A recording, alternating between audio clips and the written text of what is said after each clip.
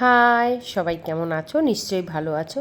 তো আজকে আমি কটকে এসেছি। আগের ভিডিওতে তোমাদেরকে বলেছি কেন এসেছি, চলো সেটাই তোমাদেরকে দেখাই।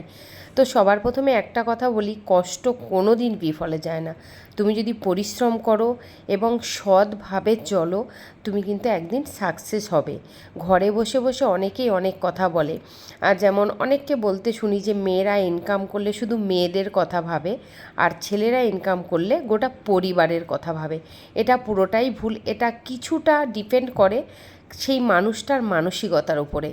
যেমন আমি যদি কখনো ইনকাম করি, যেটুকু করি, আমি কিন্তু ভাবি আমার বাচ্চারা, আমার ফ্যামিলি আরও কিভাবে ডেভেলপ হবে। তো কার চিন্তাধারা কেমন সেটা ভেবে কোনো লাভ নেই। তো আজকে যেই ভিডিওটাই যে দেখাচ্ছি, দেখতে পাচ্ছেন আপনারা সবাই, এই রাস্তার ওপারের যে প্রজেক্টটা চলছে, এটা আমার ফার্স্ট প্রজেক্ট আমার কোম্পানির srccooling.com।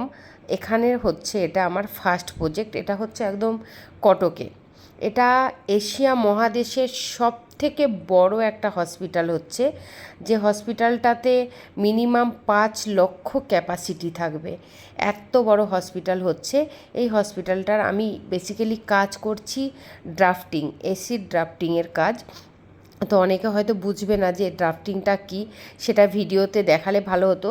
তো আজকে আমি যেহেতু সেফটি জ্যাকেট এবং শ্যু ছিল না, সেই জন্য আমি বিশেষ করে আমি সাইটের ভেতরটায় ঢুকতে পারিনি, সেই জন্য আমি দেখাতে পারিনি যে কিভাবে ড্রাফটিং করা হয়।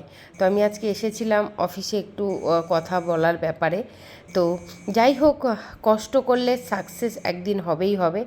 প্রচণ্ড রোদ, এত রোদ, মানে এই গরমে কটকে এই ঠাটা পোড়া রোদে বুঝতেই পারছো, না ছাতা না কিছু, পুরো একদম গা হাত পা পুড়ে যাচ্ছে, মনে হচ্ছে যেন আগুনের ছ্যাঁকা দিচ্ছে। পুরো এই টাওয়ালটা পুরো আমার ভিজে, ঘামে ভিজে পুরো চপচপে। ঘরে বসে বসে খাটে শুয়ে শুয়ে, গদিতে শুয়ে শুয়ে, মানে কি বলবো, টাইম মতো খাবার পেয়ে অনেক বড় বড় কথা বলা যায়, কিন্তু একটা কাজ করতে গেলে না প্রচুর পরিশ্রম করতে হয়। আমি একটা মেয়ে হয়ে আজকে এত দূরে দূরে কাজের জন্য দৌড়ে এসেছি।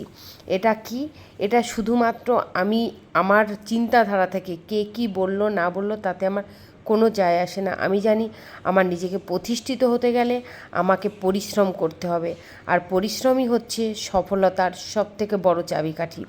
আমি বসে বসে যদি কারো সম্বন্ধে শুধু সমালোচনা করি, কারো সম্বন্ধে শুধুমাত্র গসিপ করি, কে কী করলো, কে কী খেলো, কে কী নিল, তাহলে কিন্তু তার অনিবার্য পতন।